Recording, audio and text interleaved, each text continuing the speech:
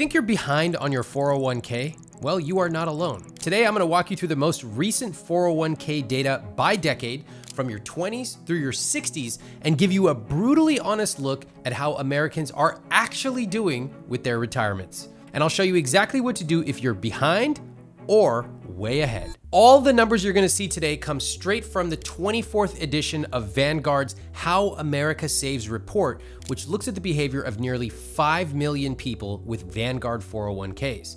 In their study, they break down ages a little differently than we do here, but I've reorganized it so you can see exactly where you stand in each decade of your life. Let's be real. A lot of people in their 20s are not thinking about retirement yet. A lot of you are thinking about how to microdose and eat tacos on Tuesday because it's cheap. Retirement feels far away, like a future you problem. But this is exactly why starting now, even with small amounts, gives you a truly unfair advantage. Let's look at the numbers. The median 401k balance of people in their 20s is about $9,100. Now, what do you think? Does that number sound high or low? I'll tell you that I think that number in general sounds low because let's say somebody's making 35K, 50K, 70K. Over the course of an entire decade, they only have $9,100. But think about it. Most people in their 20s have not yet made retirement a priority. That's okay.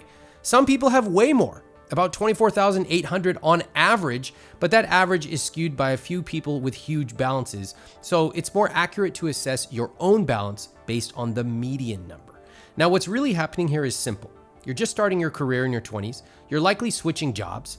You're earning less now than you will later. And yet, roughly 68% of people in their 20s are participating in their 401k. That's actually better than you'd expect. But it still means that about 1 in 3 young adults is missing out on years of compound growth. But here's where it gets wild.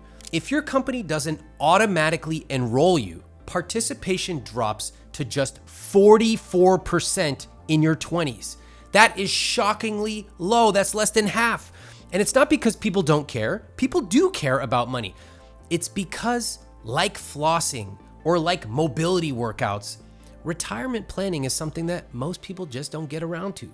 It's for something to do later. They think they have plenty of time. This is also why automation is life's greatest cheat code. If you automate your money, it is way more likely you will save, you will invest, you will end up with way more money than you ever thought possible. This is why I always talk about automating your money. And this is the decade you could completely change the trajectory of your financial growth. Even small automatic contributions starting in your 20s, I'm talking like $50 a month, can outweigh saving 5 times that amount later in life. This is not just about how much you invest, it's about when. Time is your greatest advantage. This is why I'm obsessed with automation. Take 30 minutes to set it up once, and you will outperform well over 90% of the people who never bother. So if you're in your 20s, here is your playbook right now. Number 1, make sure you're enrolled in your 401k. If you don't have access to one, then you can open up alternative options like an IRA at low-cost brokerages like Schwab, Fidelity, or Vanguard. You have access to things like a target date fund. Number 2, automate small contributions to your account now. Use percentages of your pay so that as your pay increases, you will automatically be investing more. And if that feels out of reach, start with 1 to 2% of what you make. Although I think in your 20s, you should be targeting 5 to 10%. Number 3, if you have access to a 401k and you can afford to contribute enough to get your full employer match, this is essentially free money that will help your investments grow a lot faster. Number 4, invest your contributions in a target date fund if you don't want to micromanage. A lot of you freaks think you want to sit there and look at different asset allocations, micromanaging things every single month based on the economy. You're not good at this. In fact, you suck. Get in tight on this. You suck at asset allocation. You don't even know what rebalancing is. What's that word? Rebalance. You never heard that word in your life. Rebalance. Forget it. A lot of people should just go with a target date fund. But if you want to have your own set of index funds, God bless. Number 5, focus on consistency, not perfection. Look at me. I'm consistently telling you suck at asset allocation. I've been doing it for 21 years. I'll be here the next 21 years. Most people give up on investing because they think it has to be perfect. Perfect timing, perfect fund, perfect amount. Oh, stars need to align, auspicious date. No. The people who stay consistent, even with small amounts, end up with hundreds of thousands of dollars more. All right, you set up your 401k and you are investing consistently, $50 a month, $100 a month, $500 a month. Good. But now comes the chance in the next decade where you can build real momentum, or you can just coast. This is where your actions make or break the next 30 years. In your 30s, the median 401k balance is about $28,100. The average is about $73,100. You see that gap?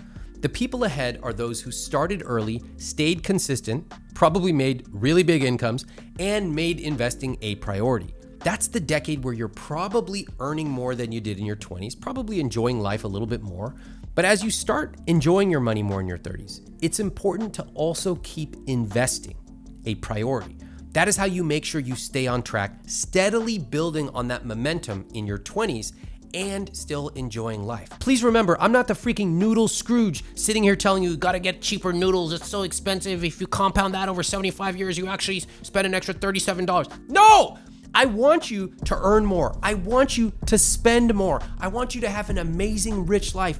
And I also want you to save and invest more. So let me give you your playbook in your 30s. Number one, make sure you are now contributing enough to max out your employer match. Again, this is essentially free money. Leaving it on the table is like taking $1,000 or $5,000, just saying, F you. No, you want that money, invest it. Number two, aim to invest 5 to 10% of your salary. That's like, remember when you used to do the sit and reach in elementary school and you sucked at it? I know, because I did. And then like somebody would be like, oh, that's okay. You're trying so hard, little skinny Ramit. That's fine. You did a good job. What somebody should have been is like, you're not good at this. You need to stretch every day. So next year, you're not the worst in your class. I never thought the President's Council on Physical Fitness would draw me to tears as a 43-year-old grown man, but it did. The point is, sometimes you need someone to tell you the truth. Aim to invest 5 to 10% of your salary. Okay, how about a little higher than that? How about 11%? How about you actually increase that by 1% every single year? Which brings me to point number 3. Increase your investments by 1% every year. Only 16% of people manually increased their investment rate in 2024 compared to 29% who had an auto escalation feature built into this plan. Do you know what any of the words I just said mean? Do you understand any? Probably not. Let me explain it to you. Most people are not going into their accounts at some point in the year and escalating the amount they are contributing. They're not doing it. They're like, what the f is this guy talking about? Escalation? I just like Cheetos. I'm trying to eat. I got my subscription. Netflix, so cool. Listen, even a 1% bump can mean thousands of dollars more at retirement. Let me show you what happens when you increase your investments just 1% from age 30 to 40. So don't overlook tiny tweaks like this. They compound massively over time, and this is how you build wealth without having to make a huge sacrifice in your lifestyle. Number 4, use every bonus or raise to bump up your contribution. What are you guys doing with your raises? You got a nice raise, good job, congratulations. What'd you do with the money? You don't know. Oh, you got a cool muffler for your car? So cool, I love the aftermarket accessories. Oh, I went to a nice restaurant. Okay, do you remember it? Do you even remember what you ordered? I don't mind spending more money. I don't mind. But I want you to have a plan for what to do with unexpected income like a raise. I recommend, for example, investing 70% of it and then enjoying the other 30% guilt-free. So if you get a $10,000 raise, invest $7,000 of it that year. Now, also, I know I'm about to get 68,000 people in the comments going, Ramit Sethi, $10,000 raise, so out of touch, so out of touch. Do you know how to adjust the numbers that I'm giving you for your own situation? Have you ever thought that maybe I should take the material in this video and apply it to my situation? If 10,000 is too much, drop a 0 off that. A $1,000 raise, what are you gonna do with the money? And if the answer is Ramit, you didn't account for debt, then pay off your debt. That's what I would do. That's how I want you to watch my videos on this channel. I want you to take the material you get and adapt it for your own needs. That's why I want you to click subscribe right now so you can keep getting videos like this. Number 5, focus on growing your income. This is actually the number 1 lever that you can pull. Check out my Earn 1K program to make more money on the side. You can learn how to negotiate your salary. You can build high value skills that other people will pay you for. The point is, when your salary increases, then you are going to be able to contribute more to your retirement accounts. You're also going to be able to spend more. You're going to be able to save more. That is awesome. Now, before we get to your 40s, where things start to get pretty serious financially, you might be wondering, hey, do I have to do this all by myself? As you get closer to retirement, it could be a good idea to work with a professional to understand all your options, depending on the complexity, how much help you need, and the kind of questions you have for the type of lifestyle you want. That's where our partners at Facet can help. Facet offers dynamic financial planning that evolves with you, including monthly check-ins to help you stay accountable so you can stay on track with your financial goals. All Facet planners are CFP professionals and fiduciaries supported by a team of specialists. And the best part is, unlike traditional advisors who charge a percentage of your assets, that's a big no-no, which can easily cost tens or even hundreds of thousands of dollars over your lifetime, Facet charges an affordable, flat membership fee for financial planning. Now, I've worked with them to help many couples on my podcast understand very specific scenarios like, can they retire early? Can they pay for their kids' college? Can they afford to be more generous or even take better vacations every year? If you've ever wished you had a smart team to help guide your biggest financial decisions, check them out to see if financial planning with Facet is a fit for you. You can head to facet.com/Ramit or click the link in the description below to learn more. Okay, now let's move to the next decade, your 40s. In your 40s, the stakes get real. You're likely earning more than ever, but this is also when life starts pulling you in many different directions. Often that can be mortgage payments, kids, aging parents, bigger expenses. This is the decade where you need to be proactive with your money. If you don't, life will make the decisions for you, and those decisions rarely work out in your favor. Here are some numbers. The median 401k balance for people in their 40s is nearly $53,900. The average, though, is about $146,000. In this decade, you're starting to approach your peak earning years. But if your 401k balance is still under 50K, or it's not enough for where you want to go, it's time to get intentional. In your 40s, you got to shift out of this mindset. I'll start saving later. Now is later. This is a decade where your actions really decide what the rest of your life is going to look like financially speaking. And the good news is you can still course correct. You can still build serious momentum, because in your 40s, you need a playbook to make sure your money is working just as hard as you are. So number one, aim to invest 10 to 15% or more of your salary. This is the baseline for staying on track in your 40s. If you've been contributing less, now is the time to ramp it up, because you need time and compounding to do its work. Number two, you need to set some concrete retirement goals. Don't say, I'll figure it out later. Don't wait for some day. Nobody's coming to save you. There's no Disney character coming to save you. Ramit Sethi is not coming to save you, although you can join my money coaching course. I'd be happy to try to help you, but I'm not going to save you. You are going to save you. That's why you have to define exactly what retirement looks like for you, where you're going to live, what you're going to do, how much it's going to cost. You can use the 4% rule to help guide that, which the 4% rule, by the way, says you can safely withdraw about 4% of your portfolio each year in retirement, adjusting for inflation, without running out of money for 30 years before you croak. Let me show you the basic calculation, then we'll go a little bit deeper later in this video. How much you need every year divided by 0.04 equals your goal. Again, rough math, but it will get you started. Number three, calculate your crossover point when your investment income covers your lifestyle. This number is actually a game changer. I love it. It shows how close you are from not needing a paycheck, which means you have really reached financial independence. Here's a quick way to calculate this. First, figure out your annual spending. Let's just say for easy math, you spend $40,000 a year, then multiply that by 25. 40,000 times 25 is $1 million. That's your crossover point. If you have more in investments than that number, you've achieved financial independence. Again, this is a very rough calculation. Please go deeper than this. But at least you're starting to get the idea. So if you have $1.5 million in this case, yeah, you've reached financial independence. But if you have less, like only 80K saved, then you have a lot of work to do. Number four, have real substantive money conversations with your partner and your parents. No more letting money be in the shadows. We want to take out a big fat spotlight and shine a light on it. We got to align. We got to avoid future headaches by getting clear on family expectations and support and long-term plans. Number five, audit your spending leaks. A lot of people, by the time they make $150,000 or they are in their 40s, they stop tracking their spending. And often they find that they are spending thousands of dollars sometimes on stuff they had no idea had added up to that much. Small, unnecessary expenses can snowball. That's why I want you to review your subscriptions, your fees, your random splurges, the things that you don't actually care about. and redirect that money into the things you do, including your investments. Now, don't be a lot of people who hit their 40s and just coast, assuming they're doing fine because they got a roof over their head and the cable's working and, they can drive somewhere and buy Chipotle. No, I don't want you to get to your 50s waking up realizing you're behind. All right, you've made it to your 50s. By now, retirement is not just a distant idea, it's actually a countdown. And this is where small, deliberate moves can have six-figure impacts. Let's look at the numbers. The median 401k balance in this decade is about $81,700. The average amount people have is nearly $230,000. Do you see how that gap between median and average is growing and growing and growing? Okay, listen up. If your 401k is under 100k right now, it's time to take action and seriously ramp up your contributions. Without dedicated moves, you are at real risk of retiring without enough money.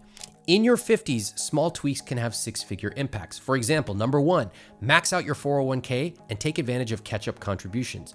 If you are 50 or older, you can currently contribute an extra $7,500 to your 401k for a total of $31,000 a year, and that doesn't include your employer's match. Yet in 2024, only 16% of eligible people actually use that. It's like being at an all-you-can-eat buffet and only taking one bite. And the thing you take a bite out of is the iceberg lettuce. Ugh! Don't leave one of the highest impact retirement boosts just sitting on the table. Number two, get a withdrawal strategy in place now. Okay, you calculated your retirement goal with your 4% rule back in your 40s. Good. Revisit that. Are you still on track? Is your lifestyle going to change in retirement? Do you need to contribute more, or can you actually ease off the contributions and actually spend some of that money right now? Number three, consider working with a flat fee financial planner if needed.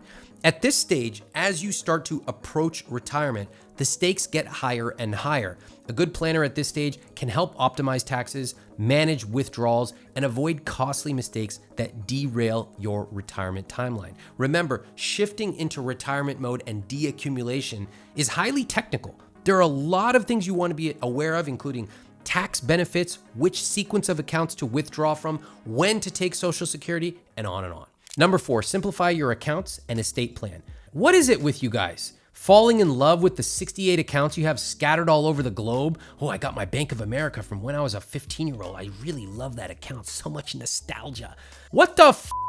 How many of you feel nostalgic about an inanimate bank account? What is wrong with you? Not my parents or my family or that Country Mart that's down the road that burned down and has now become a Ralph's? Whatever. Why do you fall in love with having so many of these stupid accounts? More accounts mean more complexity for you and your family. Oh, that's another thing. When you die, someone has to go through all those accounts. And you know what's the most depressing part of all? Not the fact that you allocated your money in a subpar way, not the fact that you're paying 1.25% AUM and you don't even know what that means.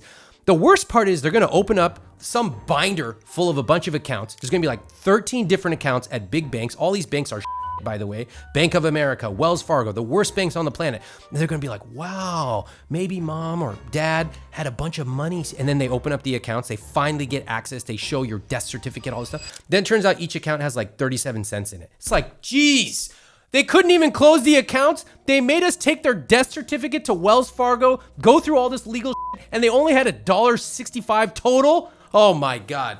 Number five, consider rebalancing to reduce risk. As you get older, you want to be mindful of risk. For example, if the market goes down 10 or 15%, that could dramatically affect your ability to retire. That is why we want to really understand things like allocation and how we diversify our risk. As you can see, I break down complex money concepts without the BS. I'm not going to shame you for wanting to buy avocado toast or take a vacation. Click subscribe so you can keep getting videos from me the next time I release them. I don't know why I'm talking about you as if you're about to keel over and die in your 60s. You're probably not, unless some of you are eating the ultra-processed foods that I see you at the grocery store buying, but that's for another conversation. This is the decade where everything you have built really starts to pay off, or you realize you have gaping holes in your strategy. Retirement is not some distant future anymore. It's here, and these numbers become very real. I got to tell you that some of the most heartbreaking emails I get every single week are from people who said, hey, Ramit, can you help me? I'm 63 years old. I never saved. I never thought about investing. What can I do right now? And that's a really depressing email because there are no easy answers if you have gone your entire adult life without prioritizing your finances. The truth is that retirement can be very, very dark and depressing if you have not planned for it. That is why I'm doing this video. That is why I want you to pay attention to the numbers and the strategies. And if you just realized, oh my God, I've kind of been coasting through this video, but not really paying attention, then I want you to go back and start again. Because I want you to get to your 60s and I want you to feel good. In your 60s, the median 401k balance is around $95,500. The average is about $285,000. And I also want to be clear, neither of those amounts is enough to retire on. Using the 4% rule, for example, with a balance of $95,500 means that you would be able to withdraw only $3,820 a year in retirement. And even if you had $285,400, you could still only safely withdraw about $11,000 a year. How are you going to live off of this? Well, it would be very difficult. It would basically be impossible, especially when the average American household spends $6,440 every month or $77,000 over the course of the year. In order to be able to afford spending that amount in retirement, you would need a total portfolio balance of $1.93 million. You see why this stuff really matters? Let me give you your playbook for your 60s and beyond. Number one, you got to know your monthly spend. This isn't about budgeting every penny, but it is about understanding what your lifestyle actually costs, especially the big picture items: housing costs, car, food, including delivery and eating out. The clearer you are on that number, the easier it is to know how much you will need in retirement. Number two, take advantage of higher catch-up contributions. If you're 60 to 63 years old, for example, you can currently contribute an extra $11,250 to your 401k for a total of $34,750 a year. Again, this doesn't include your employer's match. If you are behind, use this moment. Number three, you can consider working part-time by choice if you want to. This could be consulting, freelance projects, a fun side gig that keeps you active and engaged. The key, of course, is you got to factor in your finances, but also finding something that you actually like. Number four, put your withdrawal strategy into action. The 4% rule is a great starting point, but now's the time to tailor it to your lifestyle. How much do you actually need? What are you actually going to spend it on? This is really where having a vision of your rich life comes into play, which takes me to number five, spend with intention. Yes, actually spend your money. Take the trip, help your grandkids, be generous, support the causes that you love. The goal isn't just to blindly accumulate money. It's to live a life where money quietly supports you in the background so you can focus on what your rich life is, your family, your passions, your freedom. Now let me show you some actual numbers and you can see where you stand. Let's use the 4% rule and walk through a few salary examples to see how much you would need by retirement to keep making the same amount each year when retired. Again, this is just an estimate. Tailor these numbers to your exact needs. If you make $60,000 a year and you want to keep making that amount in retirement, you'll want to build your investments to about $1.5 million. At $90K a year, your target jumps to $2.25 million. And if you're earning $120K, you're looking at a $3 million portfolio to sustain that lifestyle. Now, let me give you a couple of caveats here. First of all, when you are accumulating money, you are putting a relatively substantial amount of that money aside for savings and investments. When you are retired, you probably don't need to keep investing based on these numbers, so you can take that money and spend it. Next, sometimes in retirement, people's expenses go down because they're not commuting, they're not eating out as much, things like that. Also, sometimes if people have bought a house, they may pay it off by the time they retire or soon thereafter, which can dramatically reduce the amount that you are spending every single month. Again, you need to factor all these things in. There are plenty of retirement calculators. You can search for Ramit calculators and find a whole bunch that will help you right now. These numbers are based on the 4% rule, which gives you a safe withdrawal rate to maintain your income for 30 years in retirement. Now, some of you are not going to make it for 30 years. Let's be honest. I see some of the pictures in my comments. Unfortunately, you're not going to need 4%. I mean, you might as well take 5 or 6%. Life is not going to last that long for you. But if it is, or as we always like to plan for it to last, then here's the basic calculation you can use. Your current salary, or what you would like to make every year in retirement, divided by 0.04, that's your goal. So take the time today to calculate your number. In fact, leave a comment below and tell me what the number is when you take the amount you want to make in retirement divided by 0.04. Tell us what that number is. Once you know that number, you can stop guessing and start planning.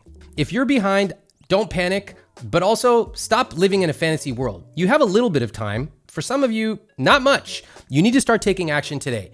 If you are ahead, take a second to give yourself a pat on the back. That's actually amazing. Don't get complacent. Keep your momentum going. And also decide when you can slow down on your contributions. Remember, we're not here to just hoard money. We're here to use it to live a rich life. If you want to dig deeper on what it actually takes to build real long-term wealth, check out this video on the 7 levels of wealth.